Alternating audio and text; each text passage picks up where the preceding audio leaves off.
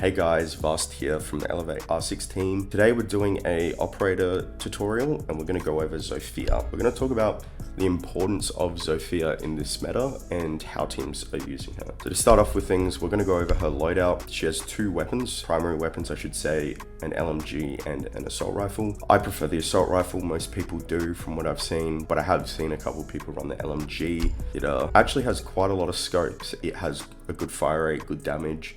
So it's not a bad gun, but the downside to it is a longer reload, which on the entry, it can be quite annoying as you're getting in a lot of gunfights. So typically I'd say just run the assault rifle.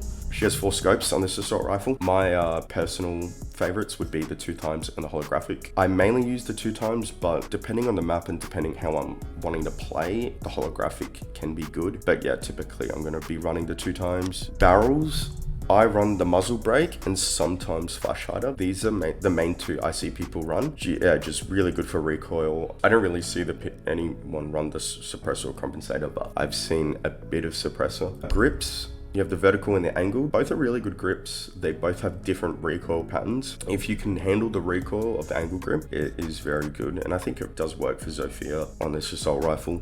The secondary weapon is a pistol. This pistol is pretty unique because it has a reflex sight. Most pistols have the iron sight. Yeah, this is a pretty unique pistol. It can be good if you've run out of ammo. You're in a 1vx, or yeah, it can be a good clutch pistol if you've run out of ammo or something. Typically, you're just gonna run muzzle brake on that for obvious reasons. Her secondary gadget, she has breaches and a claymore. Either or, quite viable. I personally run the breach charges because if you lose buck or sledge early on the attack, then you lose a lot of vertical play, and on certain bomb sites and certain attacks, that is really important. So I usually run the breach charges as a backup to if buck or sledge die. Breaches still can be used just to get rid of castles, or if you want to make rotates and save those bucks, whatever, breaches can be useful. Claymore can be useful as well. If you're not running the nomad or gridlock, then you can do some pretty sneaky claymores on staircases for flank denial. You can use just the claymores to protect your runouts if you're repelling windows. And you can run claymore now because certain teams are using Oryx, which he's able to climb up hatches. So having a claymore on that kind of provides a bit of security there, and you don't have to waste a nomad or whatever on that. So that's Zoph's loadout. Now we're going to talk about the lifeline, which is Zofia's primary gadget. She has 2 impact grenades and 2 stun grenades. To tell the difference between the modes, there is 2 methods. One is the color method. If you look at the lifeline sight, you'll see a red dot on the left. When I swap it to stuns, you'll see it change to green on the right. So red impacts, green stuns. That's how I tell the difference. Some people actually look at the crosshair. You'll see at the top, there's 5 singular lines spread out from each other. That's impacts. If you change it to stuns, you'll see multiple lines forming a semicircle, if you will. So you can use that way if you want, but I prefer the color method. It's just so much easier. Now we're going to talk about Zoph's impacts and what you can do with her. Typically, you're going to use Zoph's impacts for denying utility on site, whether that's Evil Eyes, Malusi Banshees, bulletproof cameras, castles. There's really no limitation on what you can use them for, depending on what lineup you're running. If you have less soft breach, less you're not running ash and sledge, then you need to be very careful and efficient with your Zofia impacts. You can't be using them to make rotates for yourself or lines of sights, as you need to get sight info and utility for your teammates so that you can try to work a plan. Other ways you can use the impacts is trying to secure yourself a kill. If you're running the Ash and Zoph, the Ash and Sledge I should say, sorry, then you can afford to do this. So if you see Bandit on the wall or anyone in a corner or in a position, if you can try to hide a drone somewhere, you can get your teammates to sit on your drone, ping the position of the player, bandit, or whoever, and look at impacting from below. Sometimes this doesn't always guarantee the kill, but it does move bandit from his position, and from here you can even decide to stun him or swap to your gun and try to kill him.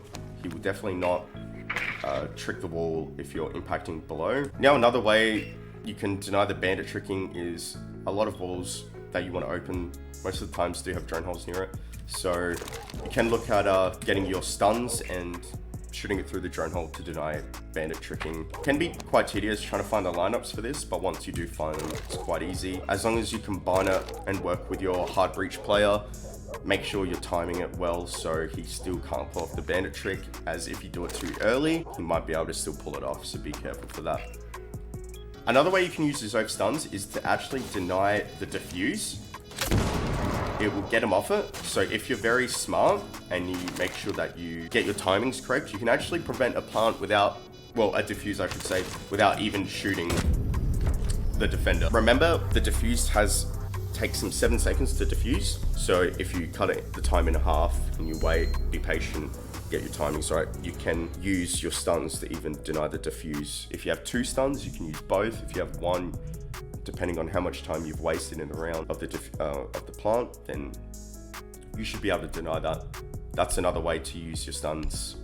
So we're going to go over impacts again, but more specifically talking about how to deny utility on site.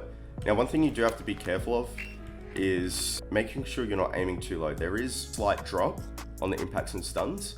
So aiming like this, right directly at the evil eye, it's going to aim pretty low. You probably still get this, but in other certain scenarios where it's not so close to the floor, you do have to be careful of that. So aiming a little bit higher just to account for the drop, and you should be able to get it. The last thing I have to say about Zofia is just go over her entry fragging abilities. You can actually use her in very aggressive ways. You can use the impacts if you want to do a rush strategy where you don't want to waste ammo and shooting to the door down. You want to be very quick in getting into a room. You can even use the stuns. Maybe you've run out of drones or you just want to know something's clear very quickly. You can just stun a room just to see if it's clear, as there is proximity on the stuns and quite a big radius. You can use 1 stun in this room to see if it's clear. If it doesn't detonate straight away, then it takes time, then that's an indicator that the room's clear.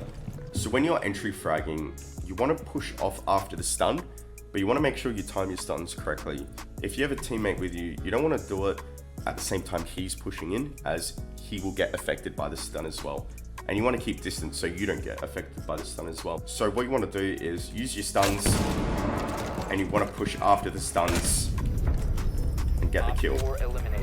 Now, with the new update and changes to how you're affected by stuns, by Zof stuns and Greaseworm mines, the enemy doesn't lose their sensitivity, or doesn't get a sensitivity effect, but they will still get that blurry vision, which is still really strong for when you're entry fragging. Putting the enemy in a disadvantage like that just gives yourself an advantage in gunfights. If you're very quick, very explosive, you should be able to get yourself a lot of kills with the stuns. So lastly, in conclusion, Zof's a very good operator in today's meta. Ability to deny utility and information makes her very strong and makes her a must pick on every attack side. She's very good for entry fragging, as I've demonstrated. Her stuns can be very useful and put yourself in an advantage for rushing, for clearing the map. You can even use her utility to make plays on site in late game. If you have to push a certain area, you're just giving yourself an advantage by using the stuns, by using the impacts. So she's a very good op, and thanks for watching, guys. And if you want to see more tutorials like this, go to the Elevate YouTube channel. You'll see more tutorials from my teammates or different operators on the defense and attack. And I'll be doing more videos like this in the future, and you'll see a lot more operators. Have a good one. And cut.